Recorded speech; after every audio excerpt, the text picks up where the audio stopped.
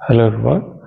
तो आज हम भारतीय दर्शन के एक सामान्य परिचय के बारे में बात करेंगे।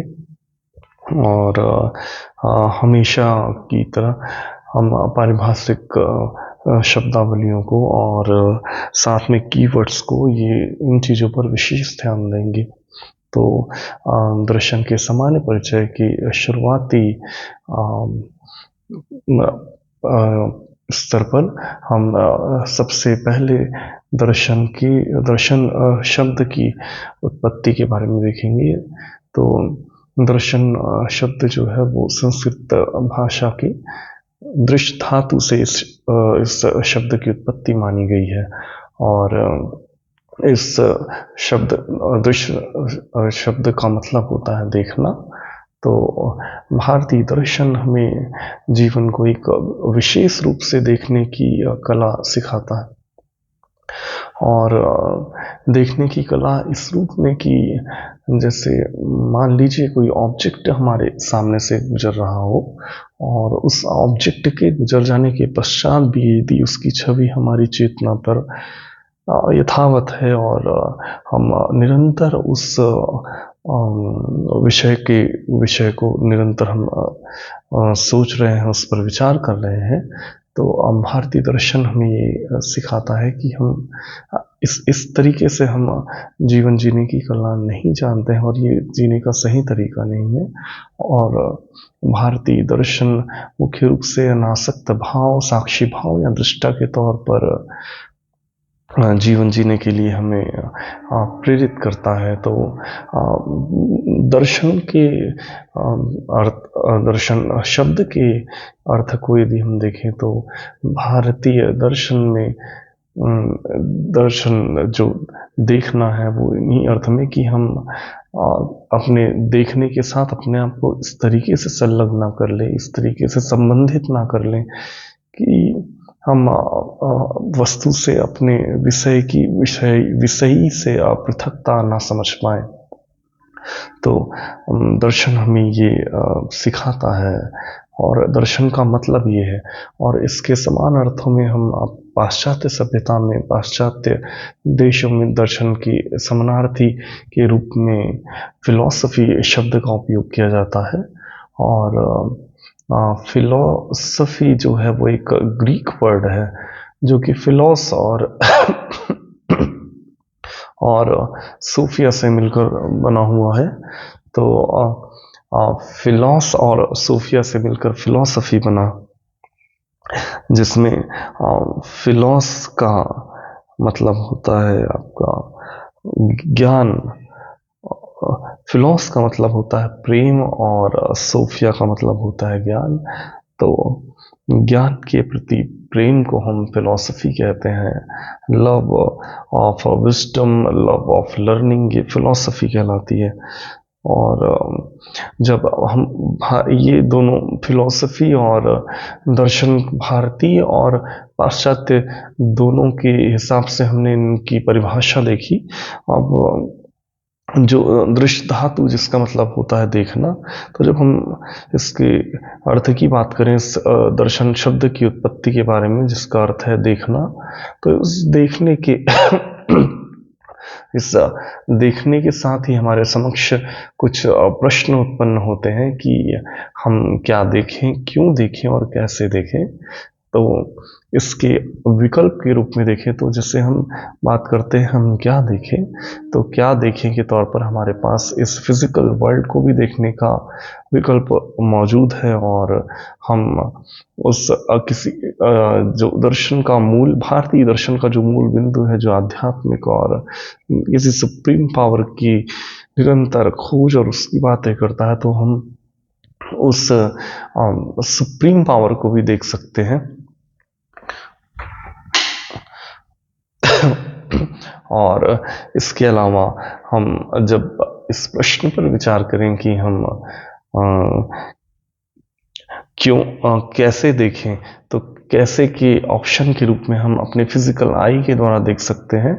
और हमारे पास ऐसे बहुत से लोग हैं हमारे हमारी इस दुनिया में जिनकी आंखें नहीं हैं, जो देखने में असमर्थ हैं, तो हम इंट्यूशन के बारे में भी बातें करते हैं। अंतरात्मा की आंखों से हम देख सकते हैं। सॉरी। और जब हम क्यों की बात करें कि हम क्यों देखें, तो हम इस जगत को सिर्फ एक सुख भोगने के तौर पर देख सकते हैं, भोगार्थ, और या तो हम मोक्ष प्राप्ति के लिए इस जगत को देख सकते हैं और इस जगत को मोक्ष प्राप्ति का माध्यम बना सकते हैं। तो दर्शन को जब हम सामान्य अर्थों में देखें और एक सतही अर्थों में, जैसे अपनी सामान्य आंखों से इस जगत को सिर्फ भोग के लिए देखना, तो ये दर्शन के वास्तविक अर्थ को बहुत छोटा करना होगा।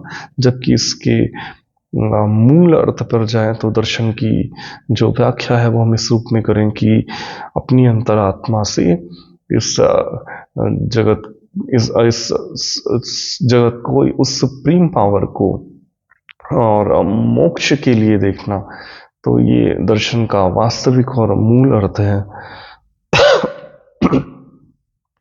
और हम परंपरागत रूप से यदि दर्शन की यात्रा की बात करें, तो दर्शन हमेशा जगत और जीवन की बातें करता है।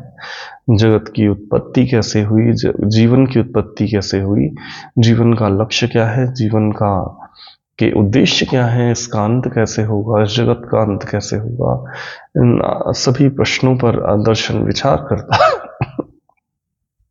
Sorry, actually I'm not feeling well due to common colds, that's why. और तो इन प्रश्नों पर दर्शन विचार करता है। अब जो जीवन है और जीवन की आरंभ में जो, और इस जगत की उत्पत्ति के संबंध में विचार करता है कि जो मूल तत्व है जिससे जगत बना है और जो जीवन है, क्या वो एक तत्व है इसकी उत्पत्ति के पीछे, और इसका आधार या दो तत्व हैं या बहुतत्व है, और वो तत्व चेतन है। तो इससे फिर अध्यात्मवाद की यात्रा शुरू होती है और एक अन्य विषय शुरू होता है, और या फिर यह भौतिक है, तो इससे भौतिकवाद की यात्रा शुरू होती है। और इस जगत के लक्ष्य के बारे में, इस जीवन के लक्ष्य के बारे में दर्शन बात करता है कि इस जीवन का लक्ष्य स्वर्ग है। इसे हम जन्नत या फिर हेवन भी कहते हैं। तो क्या जीवन का लक्ष्य स्वर्ग है, और या जीवन का लक्ष्य मोक्ष है? क्योंकि भारतीय परंपरा में हम स्वर्ग प्राप्ति को या फिर या कहें मोक्ष को भी, तो हमारे विशेष रूप से हमारे यहाँ जो भक्ति मार्ग की शैली है, भक्ति मार्ग जो है, उस वहाँ पर स्वर्ग और मोक्ष को प्रमूढ़ कहा गया है। जो विशेष मूढ़ होते हैं वो मोक्ष को अपनाते हैं, ये भागवत में ऐसा उल्लेख मिलता है। तो जीवन के लक्ष्य के बारे में बात करें तो इनमें बहुत भिन्नताएं हैं। तो कोई ये मानते हैं कि जीवन का लक्ष्य स्वर्ग है और मोक्ष है, और कोई मानव कल्याण को ही जीवन का लक्ष्य मानते हैं, जैसे कि गांधी, टैगोर और अरविंदो और राधा कृष्णन, विवेकानंद, ये लोग मानव कल्याण को ही जीवन का परम चरम लक्ष्य मानते हैं। इन्हें हम समकालीन भारतीय दार्शनिक के रूप में जानते हैं। और इन सभी प्रश्नों पर भारतीय दर्शन विचार करते हुए एक मेथड का उपयोग करता है। तो उस मेथड की बात करें तो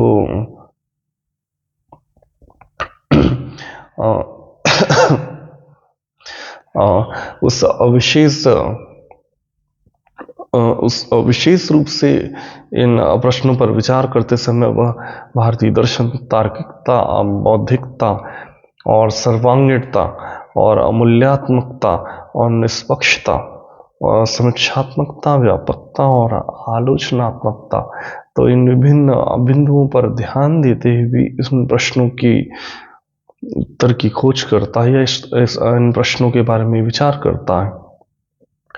और जीवन में विभिन्न पक्ष उपस्थित होते हैं, विभिन्न विषय, राजनीति, धर्म और समाज। और तो जब इन विधियों का प्रयोग करते हुए इन तार्किक, बौद्धिक, सर्वांगीण और मूल्यात्मक निष्पक्षता, ऐसे इन इन मेथड के साथ जब जीवन के विभिन्न विषयों जैसे राजनीति, धर्म और समाज के संबंध में जब भारतीय दर्शन जब दर्शन विचार करता है, तो इसे हम राजनैतिक दर्शन, धर्म दर्शन या सामाजिक राजनैतिक दर्शन, सामाजिक दर्शन इस रूप में जानते हैं। और हमारे संघ लोक सेवा आयोग के वैकल्पिक विषय दर्शन शास्त्र के विषयों में राजनैतिक, सामाजिक दर्शन और धर्म दर्शन जो हम आगे पढ़ेंगे वो इस तरीके से व्याख्यायित है। और ये दर्शन का एक सामान्य परिचय है। इसके बाद हम और आगे दर्शन के परिचय में ही और भी कुछ देखेंगे। वो भारतीय दर्शन को वेदों के आधार पर, वेद भारतीय दर्शन का मूल कहा गया है और जीवन जगत की समस्त खोजों का एक मूल स्तंभ यदि हम कहें तो भारतीय दर्शन में वेद कहे जाते हैं। तो वेदों के आधार पर भारतीय दर्शन को दो भागों में विभाजित किया जाता है। पहला है आस्तिक दर्शन और दूसरा है नास्तिक दर्शन।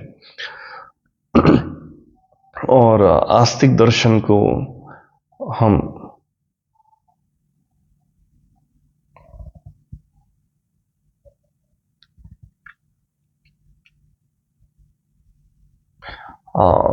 आस्तिक दर्शन को हम रूढ़िवाद या रूढ़ि युक्त के रूप में जानते हैं और इसे ऑर्थोडॉक्स के रूप में भी हम जानते हैं। तो आस्तिक दर्शन या आस्तिकता मुख्यतया वो है कि जो वेदों की प्रामाणिकता स्वीकार करे उसे हम आस्तिक कहते हैं। तो इसमें सांख्य, योग, न्याय, वैशेषिक और मीमांसा और वेदांत, ये षड दर्शन कहे जाते हैं या आस्तिक दर्शन कहे जाते हैं, क्योंकि ये वेदों की प्रामाणिकता को स्वीकार करते हैं। और एक श्री अरविंद एक अन्य दर्शन है जो श्री अरविंद भी एक आस्तिक दर्शन कहा जाता है। और नास्तिक वेदों के आधार पर भारतीय दर्शन के विभाजन में जब हम नास्तिक की बात करें तो इसे रूढ़ि मुक्त या फिर हेटेरोडॉक्स कहा जाता है। तो जो वेदों की प्रामाणिकता को स्वीकार नहीं करते या फिर उसे अस्वीकार करते हैं उन्हें हम नास्तिक कहते हैं। इसमें चार्वाक, जैन और बौद्ध, ये तीन दर्शन हम पढ़ेंगे। वेद अपौरुषेय, शाश्वत, सत्य और स्वतः सिद्ध कहे जाते हैं। अपौरुषेय कहने का मतलब किसी विशेष व्यक्ति ने वेदों की रचना नहीं की है और वेदों का संकलन किया गया है हमारे ऋषियों के द्वारा। और शाश्वत सत्य का कहने का तात्पर्य है कि ये अपरिवर्तित हैं और त्रिकाल बाधित हैं, मतलब ये काल से परे कहे जाते हैं वेद, और ये स्वतः सिद्ध भी हैं।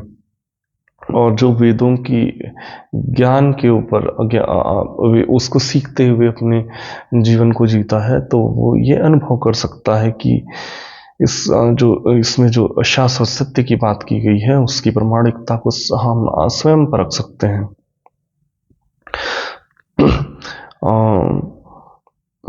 ईश्वर, ये वेदों के आधार पर भारतीय दर्शन का विभाजन हमने देखा और ईश्वर के आधार पर भी भारतीय दर्शन का विभाजन दो भागों में किया गया है, ईश्वरवादी और अनिश्वरवादी। तो जो ईश्वर की सत्ता पर विश्वास करते हैं उन्हें ईश्वरवादी दर्शन कहते हैं। न्याय, वैशेषिक, योग और वेदांत ये ईश्वरवादी दर्शन कहे जाते हैं। जबकि ईश्वर की सत्ता पर विश्वास नहीं करने वाले दर्शन को अनिश्वरवादी दर्शन कहते हैं। यहाँ चार्वाक, जैन और बौद्ध, इसके साथ दो दर्शन और अनिश्वरवादी हैं, वो हैं सांख्य और मीमांसा। अब यहाँ ध्यान देने वाली बात ये है कि सांख्य और मीमांसा जो है वो आस्तिक दर्शन है, क्योंकि ये वेदों की प्रामाणिकता पर विश्वास करते हैं और वेदों की प्रामाणिकता को स्वीकार करते हैं। लेकिन ये सांख्य और मीमांसा ईश्वर के अस्तित्व को स्वीकार नहीं करते या से अस्वीकार करते हैं, इसलिए ये अनिश्वरवादी दर्शन कहे जाते हैं। और कुछ बातें हम भारतीय दर्शन या दर्शन शास्त्र के बारे में देखें तो भारतीय दर्शन जो है इसमें हम एक समानांतर विकास प्रक्रिया देखते हैं। हम जैन धर्म और बौद्ध धर्म को समानांतर रूप से विकसित होते हुए देख सकते हैं, और जबकि हम पाश्चात्य दर्शन की शैली की बात करें तो इसमें हम एक क्रम देखते हैं, और जो एक के बाद एक ये निरंतर प्रगतिशील है। और आगे हम दर्शन शास्त्र जो है वो इसकी कुछ मुख्य ब्रांचेस हैं, इन शाखाओं को, इन ब्रांचेस के आधार पर ही हम दर्शन शास्त्र को विभाजित करते हुए और इसको सब पाठ करके हम आगे पढ़ते चलेंगे। तो दर्शन शास्त्र की एक मुख्य शाखा तत्व मीमांसा है।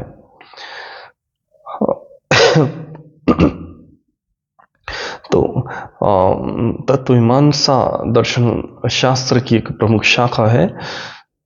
मीमांसा का मतलब होता है खोज या फिर समीक्षा या विवेचना या फिर वर्णन करना, ये मीमांसा कहलाता है।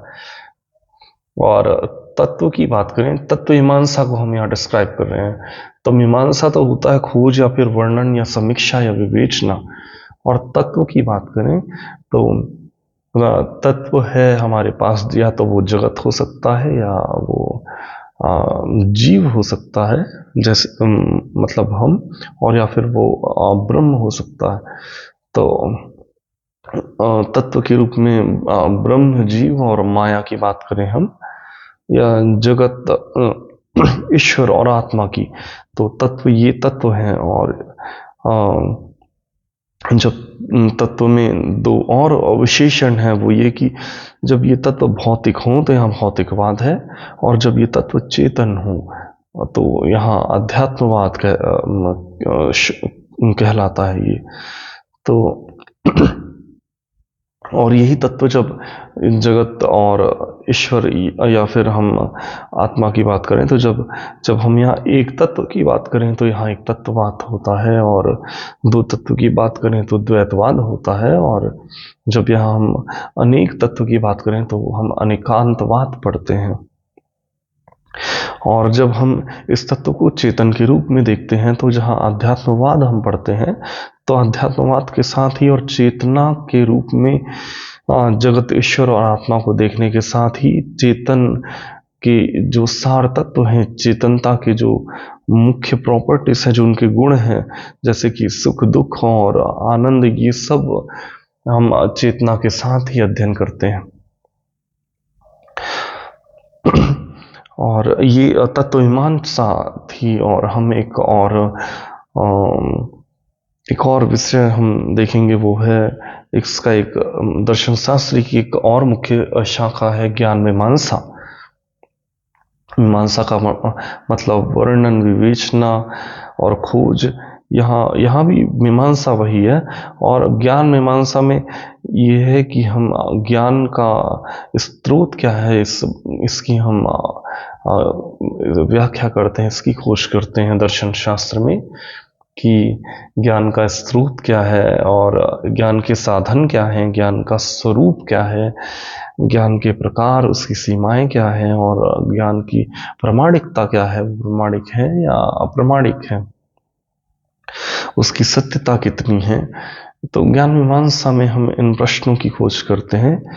और एक अन्य प्रमुख ब्रांच है दर्शन शास्त्र की, वो है नीति शास्त्र, एथिक्स।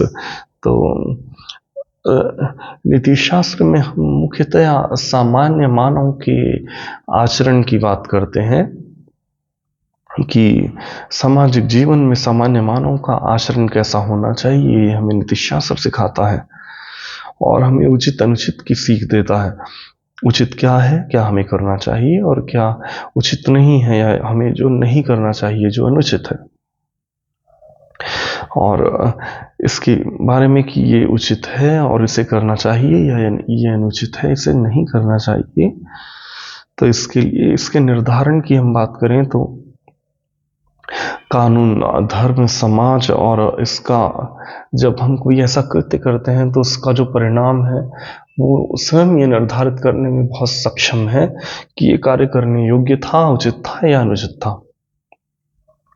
तो जब हम कोई ऐसा कार्य करते हैं जो उचित हो, तो उसके लिए हम समाज से प्रशंसा पाते हैं, हमें पुरस्कार दिया जाता है, हम प्रोत्साहित होते हैं। और हम कोई ऐसा कार्य करते हैं जो अनुचित है, तो हमारे समाज में दंड का विधान है, हम निंदा के पात्र होते हैं, हम हतोत्साहित होते हैं।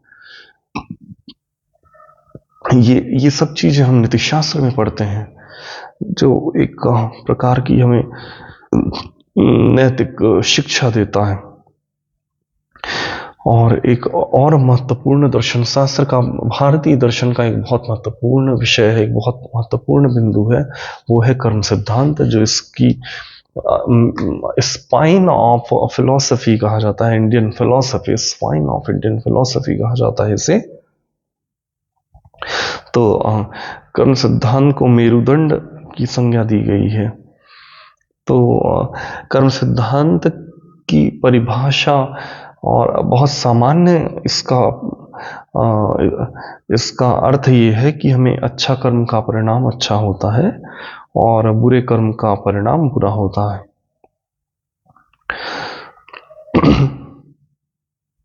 और विश्व में जितने धर्म हैं वो इस पर विश्वास करते हैं कि अच्छे कर्म का फल अच्छा है और बुरे कर्म का फल बुरा होता है। कर्म सिद्धांत को हम कर्म नियम, कर्मवाद, इन रूप में भी हम जानते हैं। और जहाँ हम कर्मफल की कर्म सिद्धांत की बात करते हैं, तो यह न्याय एक बहुत महत्वपूर्ण एस्पेक्ट के रूप में उभरता है। तो न्यायकर्ता कौन होगा? तो हमारे समाज में न्यायपालिका की व्यवस्था होती है, हर देश में न्यायपालिका की व्यवस्था होती है, जो बुरे कर्म के लिए हमें दंडित करती है। और जब हम दर्शन इसके बहुत सूक्ष्म रूप की भी व्याख्या करता है कि जब हम न्यायपालिका से कोई अपराधी यदि दंड से बच भी जाए, तब भी हम ये बिलीव करते हैं कि सुप्रीम न्यायकर्ता जो है वो ईश्वर है और उनकी नज़रों से कोई बच नहीं सकता। और भारतीय दर्शन तो ये व्याख्या करता है, ये भारतीय दर्शन में ये उल्लेख है कि इस जगत की रचना करके ईश्वर हमारे भीतर उपस्थित हो गया और हम उसमें हैं और वो हम में है। तो हमारे कोई भी कृत्य उनसे छुपे हुए नहीं है और हमारे प्रत्येक कृत्य में वो साक्षी है। तो वो सुप्रीम निर्णय करता है और न्याय प्रदाता है, इसलिए कोई भी उनसे बच नहीं सकता। ये हम भारतीय दर्शन में हमें ऐसी व्याख्याएं देखने को मिलती हैं। और ईश्वर को सर्वज्ञ कहा जाता है, वो हर समय हर जगह उपस्थित है। तो ऐसा कोई भी कार्य जिनमें हम अपराधी घोषित होने से बच जाए, वो उनकी नज़र से नहीं बच सकता है और हमें अंततः इस जन्म में या आने वाले अन्य जन्मों में इसका परिणाम भुगतना होगा। और इस भावना के साथ, इस शिक्षा के साथ ही पुनर्जन्म कर्म सिद्धांत जो है वो पुनर्जन्म और पूर्व जन्म की बातें भी करता है, क्योंकि जब हम अपने कृत्यों के लिए इस जन्म के बाद आने वाले जन्म में भी परिणाम भुगतने की बात करें, तो ये पुनर्जन्म की बात करता है, पुनर्जन्म को विषय के तौर पर उपस्थित करता है। और जब हम वर्तमान जन्म में ना किए गए कर्मों के फल को भोगने की बात करते हैं, तो ये हमारे पूर्व जन्म के कृत्यों का परिणाम है। ऐसी व्याख्याएं भी हमें भारतीय दर्शन में देखने को मिलती हैं।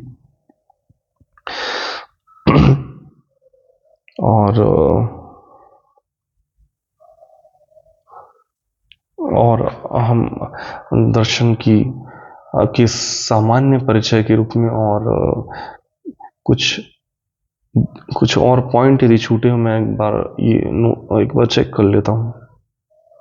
Let me check if any point are remaining.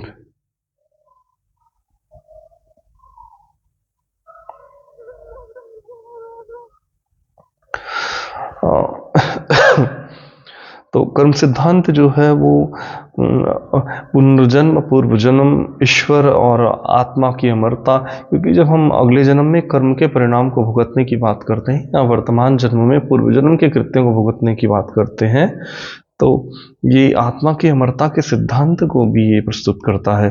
तो इस एक कर्म सिद्धांत से ही अन्य कितनी धारणाएं भारतीय दर्शन में उत्पन्न होती है, जैसे कि पूर्वजन्म, पुनर्जन्म और आत्मा की अमरता और ईश्वर की उपस्थिति और मोक्ष, क्योंकि इसका अंत जो है वो भारतीय दर्शन मोक्ष के रूप में व्याख्यायित करता है। तो कर्म नियम बहुत महत्वपूर्ण टॉपिक है भारतीय दर्शन का, जो बहुत अन्य महत्वपूर्ण विषयों को जन्म देता है, इसलिए इसे भारतीय दर्शन का मेरुदंड भी कहा जाता है। और इससे भारतीय संविधान के बहुत महत्वपूर्ण आर्टिकल 21 से हम इसकी तुलना करते हैं। तो मुख्य रूप से हमने भारतीय दर्शन के परिचय के रूप में ये पॉइंट देखे, और इसके बाद हम दर्शन की और अन्य भी विषयों की टॉपिक वाइज एक टॉपिक वाइज तैयारी करेंगे। और मैं right now I am not appearing in the exam, but what ever I have studied since last few years while preparing for this exam, for this UPSC exam. So I will upload my videos on the topic, on the syllabus of our UPSC exam. So we will discuss that also, that thing also. So thank you so much. I will be here again with new topic. Thank you so much.